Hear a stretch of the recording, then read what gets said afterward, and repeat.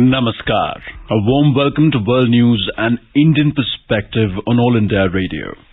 This is Vaibhav Jyotsna Shrivastava and with me is Renu Kataria bringing glimpses of the major developments of the day from across the globe. Over the next half an hour we shall bring you the latest from the world of politics, economy, sports, entertainment and more. The headlines. Nationwide COVID vaccination of children between 15 and 18 years begins in India. Israel to start offering a fourth dose of coronavirus vaccine to people aged 60 and over. In US, more than 2,200 flights cancelled in wake of bad weather and staff shortage due to COVID-19. Prime Minister Abdullah Hamdok resigns after mass protests in Sudan. Afghanistan Ambassador to India Farid Mamunze praises All India Radio for enhancing the broadcast in Dari and Pashto languages. And in cricket, South Africa was 35-1 in their first innings against India at Johannesburg at stumps on day one.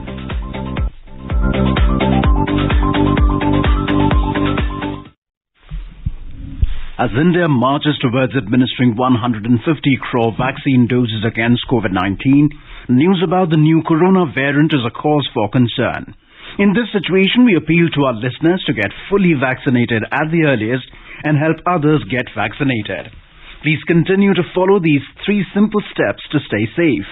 Wear a face mask, maintain 2 gaz ki duri for social distancing, and focus on hand and face hygiene. For any COVID-related information and guidance, contact the national helpline numbers 011-2397-8046 and 1075. And now the news in detail. In India, the COVID-19 vaccination for children in the age group of 15 to 18 years has begun all over the country. The vaccine option for children less than 18 years is Covaxin only. The Union Health Ministry of India has said that all those whose birth year is 2004 or before will be eligible for all vaccines including Covishield. Those in the age group of 15 to 17 years born between 2005 and 2007 will be eligible only for Covaxin. About 8 lakh beneficiaries in 15 to 18 age group have registered on the CoWIN portal for vaccination. The registrations for vaccinating children falling in the age bracket of 15 to 18 years started on the 1st of January. They would be required to produce an ID proof such as Aadhaar card or a school ID card to get the COVID vaccine. The appointment for vaccination can be booked online or walk-in. All citizens, irrespective of their income status, are entitled to free COVID-19 vaccination at government vaccination centers. Israel will start offering a fourth dose of the coronavirus vaccine to people aged 60 and over. Israel's vaccination campaigns have been ahead of the curve, with the country the first to inoculate the majority of its population and the most aggressive in administering booster shots last year. But the notion of a fourth dose has run into turbulence because of the lack of solid data on Omicron or the efficacy of a fourth dose. We have a report. Israel became the first country in the world to widely disseminate the extra jab to fight off the Omicron strain. The fourth dose will also be made available to medical staff who had the last jab at least 4 months ago. Last week, Israel approved the extra shot for people who were immunocompromised as well as residents of nursing homes and patients in geriatric wards. New daily cases, which topped 5,000 last week in the country of 9.5 million, are expected to quadruple by the end of the week. Abhishek Mukhopadhyay for World News, AIR. China's zero COVID policy has started causing disruptions from multinational firms to small businesses and making it difficult for owners to navigate. News reports coming from places such as Xi'an, which is in lockdown due to the latest domestic COVID outbreak, highlighted the disruptions caused by the supply chains. The city, a hub for military and aviation sectors, locked down 13 million people to contain community infections. A coronavirus outbreak that began in China's manufacturing hub of Guangdong province in December hit retail business hard, with many people losing their jobs and shrinking consumption appetite. Local media reported that Beijing has set its sight on boosting consumption, but it may be difficult to convince people to spend what little money they are able to save as salaries are capped or cut. Days of chaos in air travel in the US did not ease up Sunday as people returned home from holiday trips, with more than 2,000 flights cancelled due to bad weather or airline staffing problems sparked by a surge in COVID cases. According to media reports, 2,201 domestic flights or international ones starting or finishing in the US had been cancelled, almost as many as the 2,749 scrapped over the course of Saturday. That midday figure represented more than half of the 3,743 flights cancelled around the world. Another nearly 2,400 US flights were delayed. Around the world, air traffic had suffered snarls since Christmas because of airline staffing issues linked to the spread of the highly contagious Omicron coronavirus variant. Bangladesh reported 674 fresh COVID-19 cases and 4 deaths on Monday as the country witnessed a spike in COVID cases over the last 24 hours. This is the highest number of single-day infections since October the 6th, when 703 cases were reported in the country. The death toll stands at 28,081 and the recovery rate is reported to be 97.65%. In Ireland, children aged 5 to 11 can now be registered for a COVID-19 vaccine, the Health Service Executive has said. The HSE's Chief Clinical Officer told media that some high-risk children have already received a jab in hospitals. Children with underlying conditions and those who live with a vulnerable person will take priority before the program expands to the wider cohort. It follows the opening of the booster vaccine program to over 16s.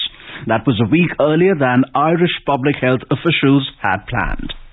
In today's edition of Hotspot, we have a discussion on developments in Afghanistan. Anil Kumar Tringuyat, former ambassador, and Nilova Roy Chaudhary, journalist. With the winter arriving, the humanitarian crisis in Afghanistan continues to grow with an acute shortage of funds, food and medicines. India has continued its efforts to reach out to the distressed people of Afghanistan and render as much humanitarian assistance to them as possible. Most recently, in fact, it supplied another batch of humanitarian assistance to the Taliban-run Afghanistan, comprising of 500,000 or 5 lakh doses of the Covaxin vaccine. The Ministry of External Affairs has also committed to undertake the supply of wheat and remaining medical assistance as soon as possible. As this crisis worsens for the ordinary people of Afghanistan, we are joined by Ambassador Anil Tribunayat to discuss the developments in that war-ravaged area and what the prospects look like for them in this coming year. Crisis worsens for the ordinary people of Afghanistan. How is India and other countries, how do you think this assistance of 500,000 vaccines and other humanitarian aid going to be reaching the people of Afghanistan, first of all? And secondly, will it make a difference? How will it make a difference? Well, as you know that today people of Afghanistan are in a very, very precarious situation and there is a real humanitarian disaster. If we were to really go by the reports from the United Nations agencies and the representatives, it says that about 90% of Afghan people will not have food or fuel or supplies.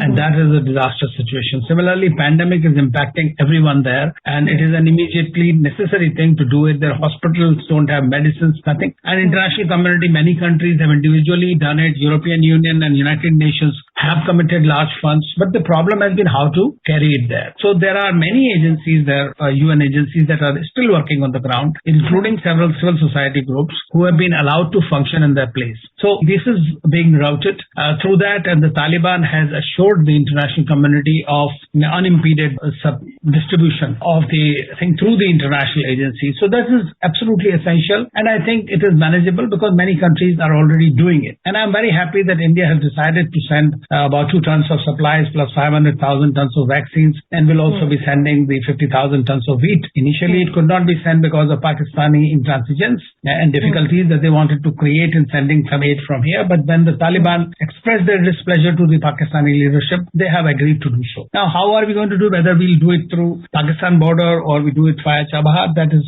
still being worked out. But I understand by next week, this wheat will also go. Whether it will make a difference, definitely. I mean, if the situation is so bad, anything that comes from international community, including from India, will be of tremendous immediate help for the people. But it has to be a sustained effort. It cannot be a one-off effort. And so that the people, because India is invested in the people of Afghanistan, so whatever we provide them would be useful to them.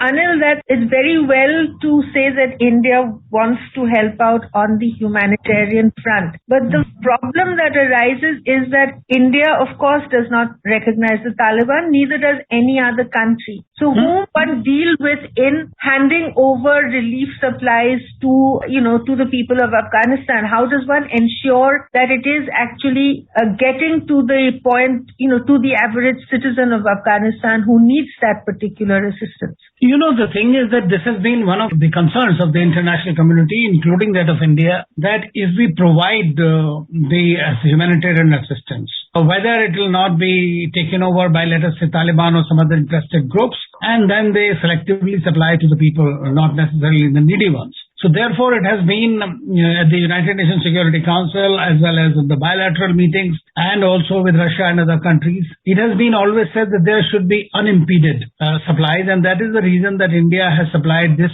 through these medicines, through the Indira Gandhi Hospital that was set up with our assistance. Besides, as you know, that all the UN agencies are on the ground, and they are all working there across. And I think that should not be a major problem. And Taliban is in need of it. I mean, Taliban is not going to create problems as far as its distribution is concerned. And therefore, because they need to get out of it. Otherwise, there will be an internal dissent. There will be civil unrest. And it will be very difficult for them. And besides, this will be a humanitarian catastrophe. And I think that the international community can ill afford to do that, apart from all the various mistakes that have been made in terms of the American departure and other things. But I believe that it is important, and we are not the first ones. The Gulf countries like Qatar and Turkey and many other, Saudi Arabia, UAE, everybody has been supplying assistance to Afghanistan. Americans have recently sought a clearance, some kind of an exception in the UN Security Council for providing humanitarian assistance. So the European Union has already has established its business there. So they are also doing it. So I think that should not be a major concern now. The concern is, of course, that now that Taliban has got 2 tons of medical supplies that India sent, the Taliban has acknowledged gratefully this, and they also are looking forward to receiving Indian wheat, because any assistance that goes there, that goes for the Afghan people. Afghanistan has always been India's most closest friend in the region, and I said 75 years ago, if you know, that it was really a border area for us. It was not something, it is only after Pakistan got into the thing and illegally occupied that region that we are not having a direct border with them. But so it is something that is very important in any case for our strategic and for our security perspective. And any kind of a humanitarian disaster would eventually create more problems for the region and for the world. Anil, so is the Taliban has repeatedly assured security for not just for the delivery of these supplies, but also if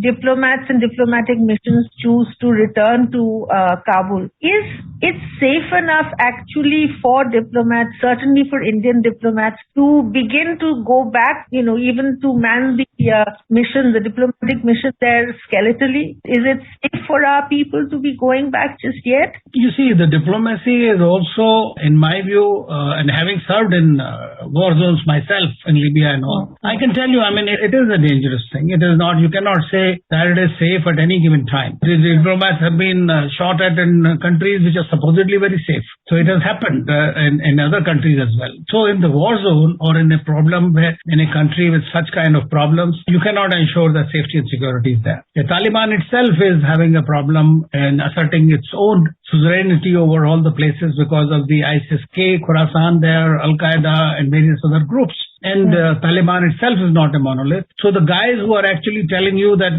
please come back and it's safe, whether they have the capacity to ensure the security of the diplomats is something to be seen. Of course, the Chinese have not moved out of their Central Asian countries, remain there. Russia is there. Americans have returned with the Gulf.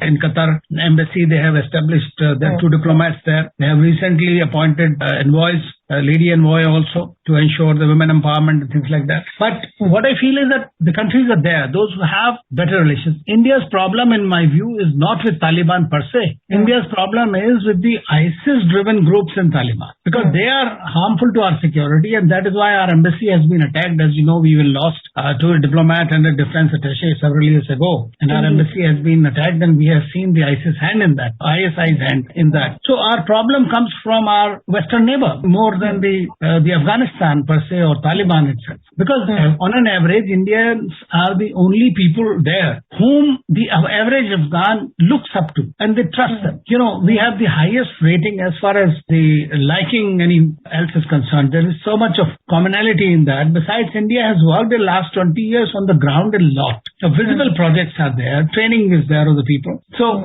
capacity building India has helped, infrastructure it has helped. It's given $3 billion in assistance and is ready to do more. You know, the Moscow group is meeting again, and Zamir Kabulov, for whatever reason, has again chosen not to include India as part of this, probably at the instance of Pakistan or whatever. Now, the point is, you know, given this level of antagonism coming from our Western neighbor, how do we establish our own bona fides vis-a-vis the Taliban, because they don't look to be going anywhere just yet. And the issue you had raised about the Haqqani faction and the people who are part of the Taliban government, also a larger issue that targets every civilized country, if I'm not mistaken. So how to then proceed forward to tackle this menace?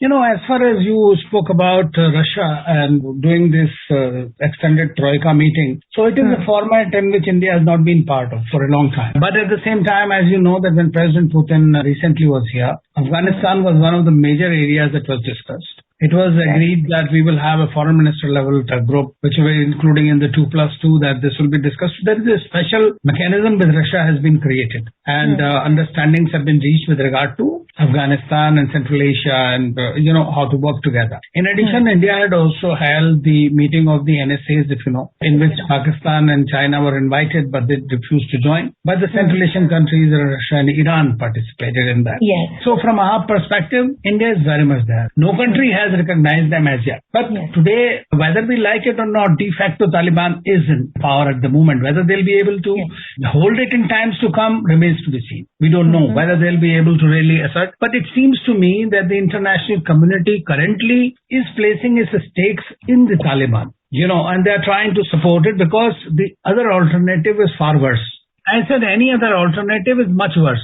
I mean, such as what? A descent to civil war? Such as if Taliban is weakened, what you are going to look at is a civil war there, or you might look at the possibility of the ISIS of Khorasan. They are trying to come into picture, or Al-Qaeda gaining greater traction, which will be far more, dangerous for the world. And then terrorism, which is the major concern for everybody, will be on the forefront. So today Taliban at least openly says that it will not allow terrorism to take place from its soil. Right, from Afghanistan. And their designs are essentially limited to Afghanistan only, as far as the Islamic Emirate is concerned. So I think that this is why it is choosing between lesser of the two evils. So I think that international community today is looking at how to make the best of a worse situation. That's what it is. And also how they can perhaps, use their leverage, which is basically in the form of release of funds, which was, Islamic Republic of Afghanistan, and to try and make their government a little more inclusive and so on.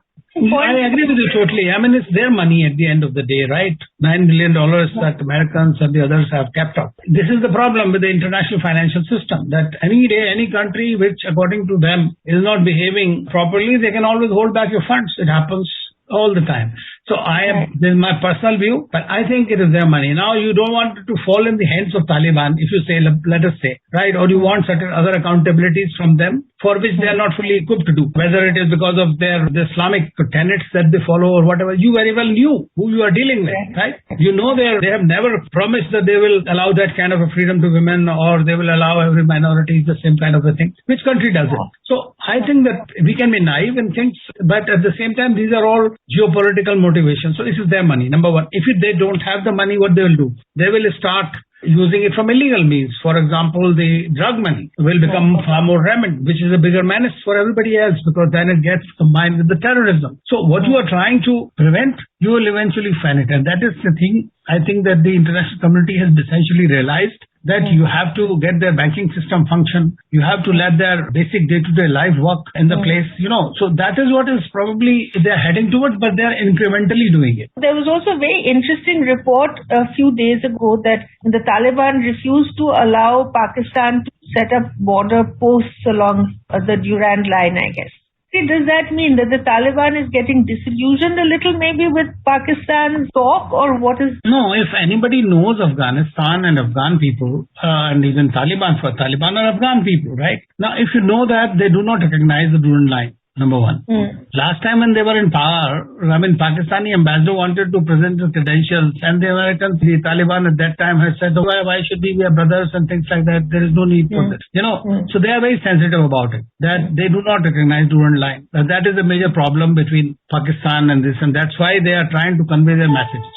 So if the report from Pakistan is to be concerned, to be the terrorist attacks since the Taliban's onset there in Afghanistan, 56% increase has been reported in terror incidents through TPP or other organizations which are there. They are also Taliban, right? Yeah. So this is something that and Afghan people are very proud people, they on an average. And they may have close relationship with Pakistan, but at the same time, certain factions like Haqqani and others who have been really nurtured by ISI and the military outfit in Rawalpindi. But what I feel is that they cannot take Taliban for granted.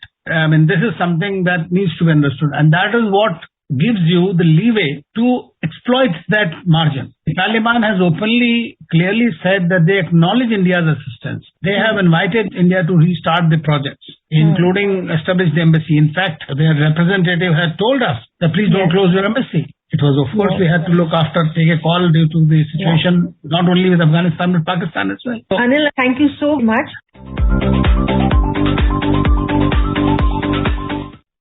This is All India Radio giving you the news. For quick news updates round the clock, follow us on Twitter at AIR News Alerts. Afghanistan Ambassador to India Farid Mamunze has praised All India Radio for enhancing the broadcast in Dari and Pashto languages. In a tweet, Mr. Mamunze said it will help connect our people and strengthen common values. It's time to get the voices of Afghanistan heard in difficult times, he said. The External Services Division of All India Radio is expanding its transmission in 6 neighborhood languages from today. These languages are Dari, Pashto, Baluchi, Mandarin Chinese, Nepali and Tibetan. The broadcast timings in each of these 6 languages has been doubled from the existing 1 to 1.5 hours to 3 hours. The broadcast services in these 6 languages henceforth will be available every day for 1.5 hours each in the morning and evening. Live streaming on YouTube, News on AIR app, DD Free Dish and shortwave radio frequency is also available. In Sudan, Prime Minister Abdullah Hamdok has resigned after another day of mass protests rocked the capital, Khartoum. Thousands marched against a recent deal he had done to share power with the army, who staged a coup in October. Chanting power to the people, protesters called for a return to full civilian rule, but military forces again responded with force, leaving 2 people dead. Mr. Hamdok's decision to quit leaves the army in full control. It is another blow to Sudan's fragile attempts at a transition to democratic rule after a popular uprising led to the overthrow of Sudan's long-term authoritarian president Omar al-Bashir in 2019. In China, President Xi Jinping called the party's 20th Congress a major event in the political life of the party and the country at the New Year gathering organized by the Chinese People's Political Consultative Conference, a political advisory body.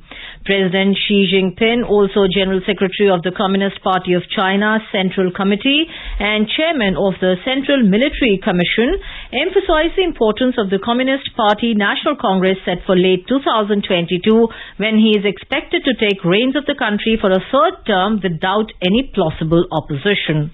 As he has amended the constitution removing the requirement of 2 terms for Chinese president, experts say that President Xi is trying to rewrite the rules of succession in Chinese political history, as was done by Deng Xiaoping after Mao Zedong's death.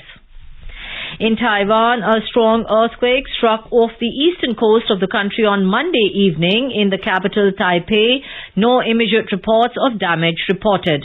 The Weather Bureau said the quake measured 6.0 in magnitude and hit at the relatively shallow depths of 19 kilometers. The United States Geological Survey put the magnitude higher at 6.2. The epicenter was given in the sea 56 kilometers east of the coastal city of Hualien. In the second cricket test, South Africa were 35-1 in their first innings against India at the Wanderers Stadium in Johannesburg at Stumps on day one today. Earlier, India were bowled out for a 202 in their first innings as they struggled against South African pacers. India had won the opening test, beating the host by 113 runs in Centurion to take a 1-0 lead in the three-match test series. The Sensex and the Nifty today rose more than 1.5%. Both stocks gained amid mixed global cues from the global equity markets. The Sensex closed above 59,000 and the Nifty settled above 17,626 level. A report from the Business World. The BSE Sensex climbed 929 points or 1.6% to trade at 59,183. The NSE Nifty also surged to 72 points or 1.57% to trade at 17,626. Asian stocks traded mixed while currencies weakened as concerns over the Omicron variant and inflation pressured most emerging equity indices on the first trading day of the year. South Korea's Kospi climbed 0.4% and Singapore's Straits Times added 0.3%. On the other side, Hong Kong's Hang Seng fell 0.5%. Trade did not take place in Japan's Nikkei 225 and China's Shanghai Composite Index. European markets were up in intraday trade. Oil prices logged gains as the market kicked off 2022 on a positive note, with suppliers in focus ahead of tomorrow's OPEC Plus meeting. All the surging COVID-19 cases continue to dent demand sentiment. Brent crude was trading around $78.30 per barrel. And in the forex market, the rupee appreciated 8 paise against the US dollar. The domestic unit closed at 74 rupees and 26 paise against the US currency. This is Lalema Aneja Dang for World News, All India Radio. Now let us take a look at the major developments around the world as reported in the foreign press. The Guardian says Jeffrey Epstein legal deal with Prince Andrew accuser to be unsealed. Wall Street Journal notes US-Europe weigh isolation requirements as Omicron disrupts daily life. Globe and the Mail, Israel expands eligibility for fourth COVID-19 vaccine dose to people over 60, medical staff as Omicron surges.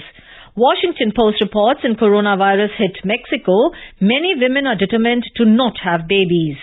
Sputnik News reports Israel registers first Flurona case, rare double infection of COVID and seasonal flu. Khabar Hub writes that a complaint has been filed against Nepal Chief Justice at the Department of Money Laundering investigation to probe graft allegations. Financial Times learns Hong Kong Free Press faces collapse as second news site announces closure. Kathmandu Post reports the 8th General Convention of the Communist Party of Nepal Maoist Centre has re-elected Pushpa Kamal Dahal as party chair for the next 5 years. And now a quick look at the headlines once again. Nationwide COVID vaccination of children between 15 and 18 years begins in India. Israel to start offering a fourth dose of coronavirus vaccine to people aged 60 and over. In US, more than 2,200 flights cancelled in wake of bad weather and staff shortage due to COVID-19. Prime Minister Abdullah Hamdok resigns after mass protests in Sudan.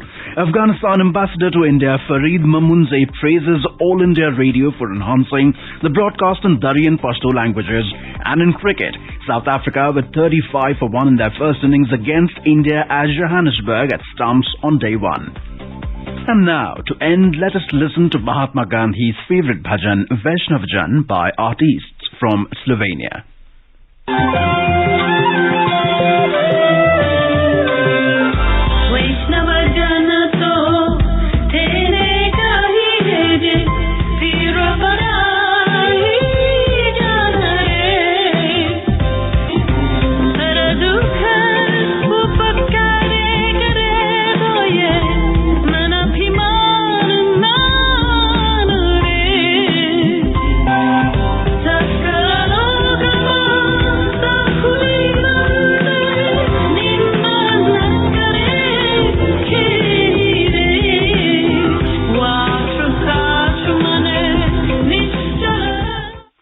With that, we end this bulletin. We'll be back at the same time tomorrow with the next edition of World News.